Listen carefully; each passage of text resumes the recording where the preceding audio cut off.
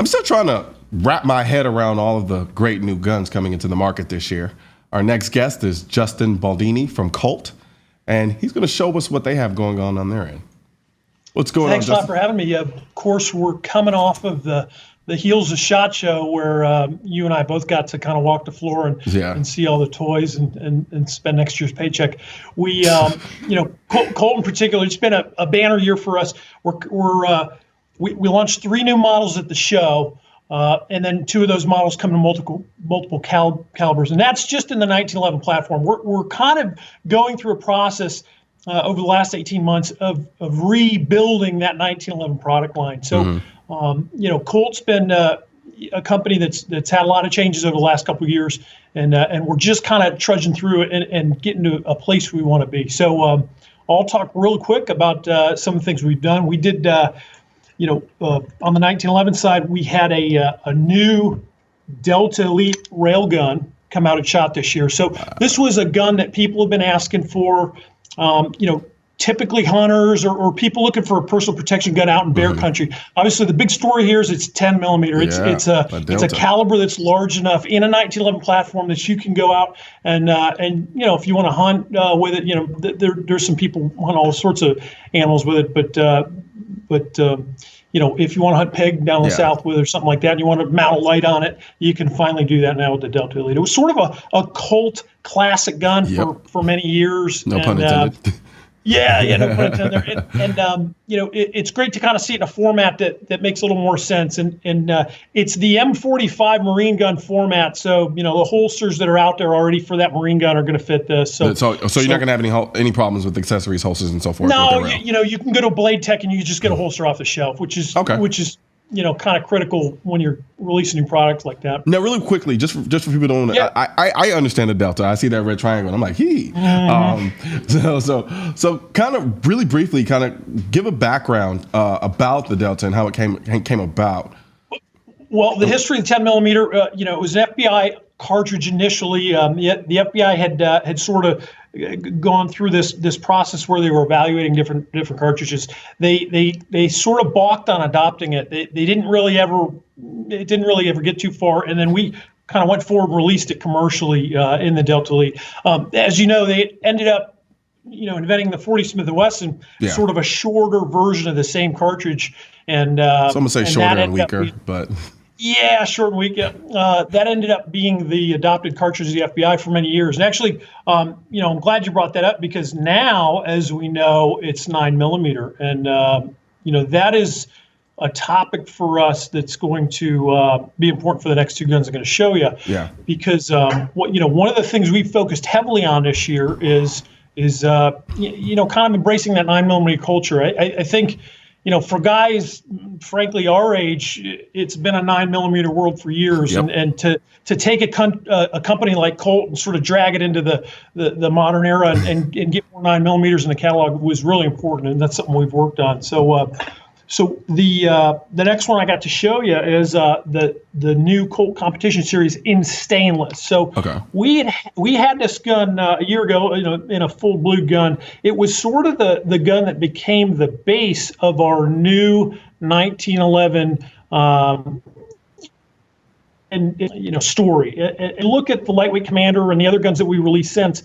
Those are the feature set of those guns was taken heavily for this. So we have the dual recoil spring system in there, extends spring life dramatically up to 3, 4, 5 times a single spring. We've got this Novak sighting system, kind of hard to tell on here, but it kind of looks like just a regular low mount carry Novak sight, but it's actually an adjustable sight. You can see the adjustment screw in there. So that was this is the first production gun that was actually available on. And like I said, the blued version of this gun was our best-selling product for 2016 by far. So now that we've got this in a stainless format, we expect to do very well. And about that 9 millimeter story, this is where all these guns that we're talking about that are available in 45 are going to be available in 9 millimeter. Okay. Also, because I'm going to ask you that. Yeah. And again, it's for guys our age, it's just a necessity. And Colt's long been sort of associated with that Colt 45. Yeah. It's part of the history and the culture of the company. But at the same time, you can get out, you can shoot more. Ammo's quite a bit cheaper, and frankly, shooting 9mm in a it's about a 36-ounce gun. Shooting 9mm in a gun like that is just comfortable. I mean, it's just pleasurable versus some of the lightweight polymer single stack you're kind of hanging on for dear life. So it doesn't. I mean, range fatigue is real. It absolutely is, and like you, a long time ago, I was kind of bit by that training bug, and everybody sort of has the same view on it, which is it depending on who you ask. It's 400 rounds or 4 o'clock, whichever comes sooner, and that's it. Everybody's done, and 9mm sort of extended that a bit, but it's a 9mm world, and you can ask any ammo producer, anybody anybody who's in that business, and they'll tell you that the numbers are heavily skewed in favor of 9mm. Absolutely. The next one I got is a real exciting one for maybe longtime fans of the company. Everybody's heard of the Colt Gold Cup. It was, for a long time, it was really a staple in bullseye shooting, sort of Camp Harry style bullseye shooting. Well, you and I both know it's there's a whole lot more action shooting going on today. And what we did was we took that same format and we updated it, to really a pistol that an action shooter is looking for. So this is really your premium gun that somebody can buy off the shelf, and they can go all the way up to a Bianchi Cup or any kind of action shooting pistol event, and they'll have the gun that they need to do it.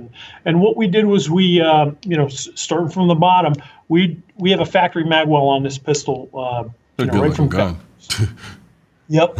We got 25 LPI checkering on the front strap, help you hold that gun and not slip around in your hands. And in the old days, people would put skateboard tape and ladder tape and stuff like that all over the guns. This is really a much better solution right from the factory. Again, with the Novak cut front sight, so now your sight options are sort of unlimited for changing that front sight, but it's a fiber optic sight from the factory, which is what most of the guys shooting this pistol are going to keep on there. And we kept that Bowmar rear sight. I mean, this is really the I would call it sort of the standard for I was going to say something. Adjustable competition sight. Yeah.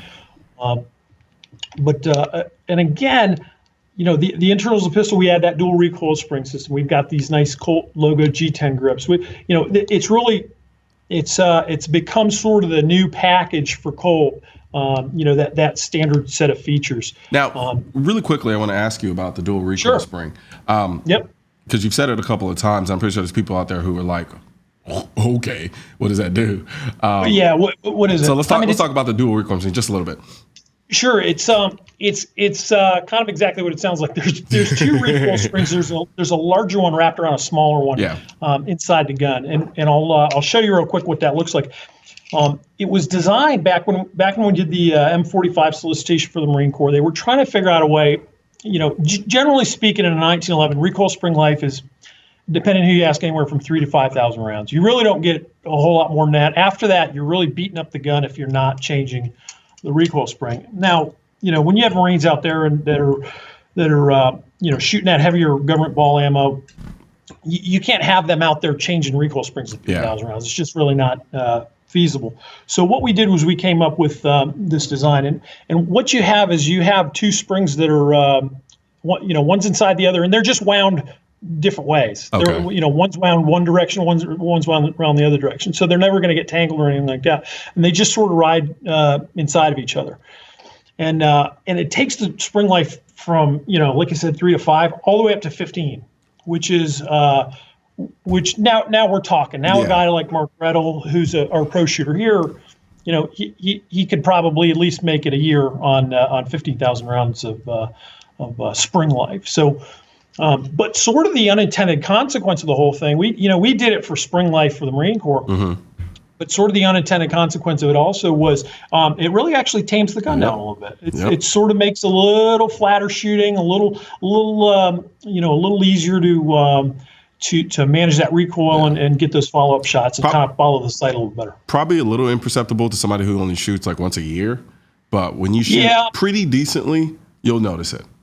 Yeah, and we had a good buddy of mine who you had on your show, I think a couple weeks ago, Larry Vickers. He was up up doing a 1911 class up by here, and we had given a bunch of loaner guns to some guys who had flown in from overseas. So it was easier to take loaners than it was to bring their own pistols, and we actually gave them competition guns because that's what I happened to have a bunch of, and they all kind of commented. They were like, "Hey, whoa, this is pretty nice." And actually, we ended up kind of working out a deal where we sent some over to their country. Yeah. We're actually working on a sale right now to send some over there. So, for anybody who shoots 1911 kind of pretty seriously and who's really into that level of the gun, you'll notice it.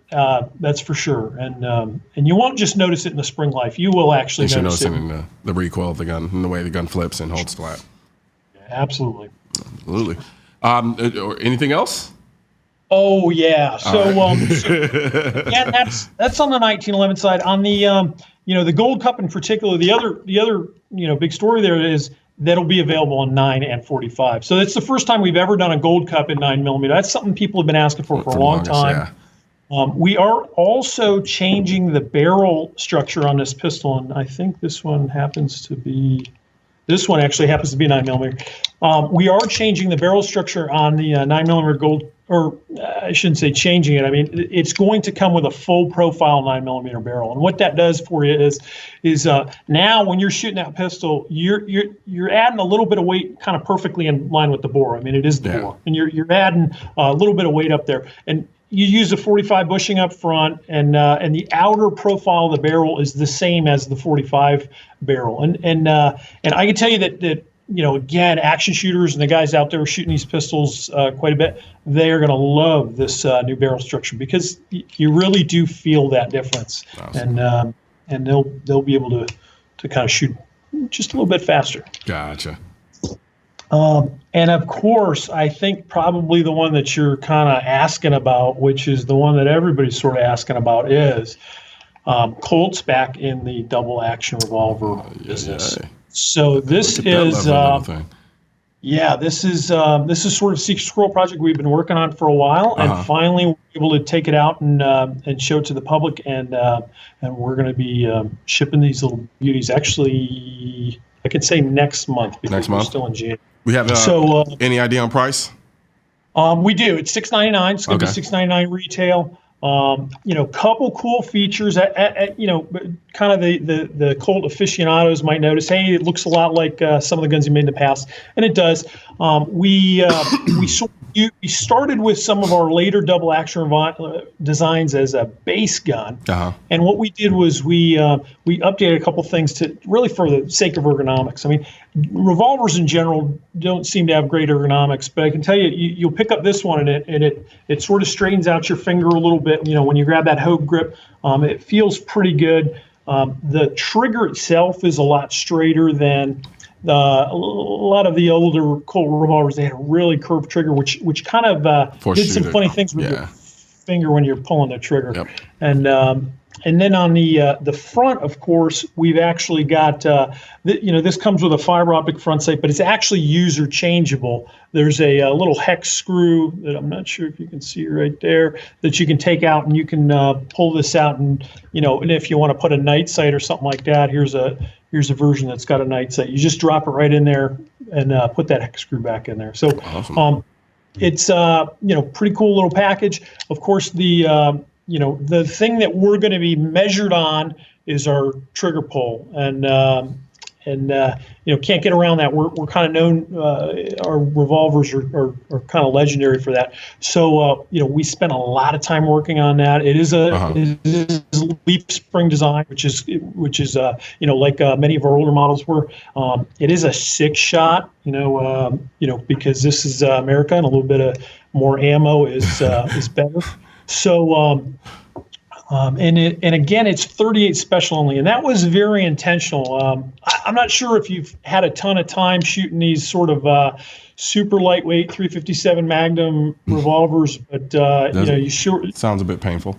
Yeah, you shoot one cylinder and you're like, all right, I'm done. Yeah. That's going to live in my dresser drawer for a while. Versus something like this is actually shootable, and you can take it to the range and you can go shoot it. It's actually a pleasurable experience rather than rather than something that's kind of painful and, Awesome. and not fun. Well, thank you very much, Justin. I mean, man, there was a flurry of different products. Man, you guys are really kicking them out. But no, I'm really looking forward to getting some of those in hand, so I can. I'm actually looking forward to the revolvers too, which is interesting. Most people don't really know me for being a revolver guy, but a couple of those really kind of struck my interest. So really looking forward to that. Actually, be sure to join us again with some more. Anytime you come out with new stuff, please, you're always welcome to come on the show and show off guns. I'm all about the showing off of guns. We can do that all day long. And it's been a real pleasure. And I just want to kind of on a more personal note, I kind of started following you a little bit back in 2013 when you sort of popped on the scene a little bit. And at the time, we were, here in Connecticut, we were kind of in the fight for our lives, with our state legislature, like a lot of other people were. And I kind of saw everything you did out there, and I saw the way you put yourself out there, and you really kind of became the voice of that generation for the Second Amendment. And I really just kind of wanted to personally thank you for that on behalf of other people here and myself. Thank you very much, man. That means a lot. Really appreciate it, man. Well, thank you very much, Justin. Welcome. Again, my open invite stands. You got some new stuff, bring it on the show. Absolutely, man. Absolutely. Thank you very much, Justin. You have a good one. All right, take care. All right. So coming up after this break, see what guns and gear editor Frank Wynn has been testing and shooting.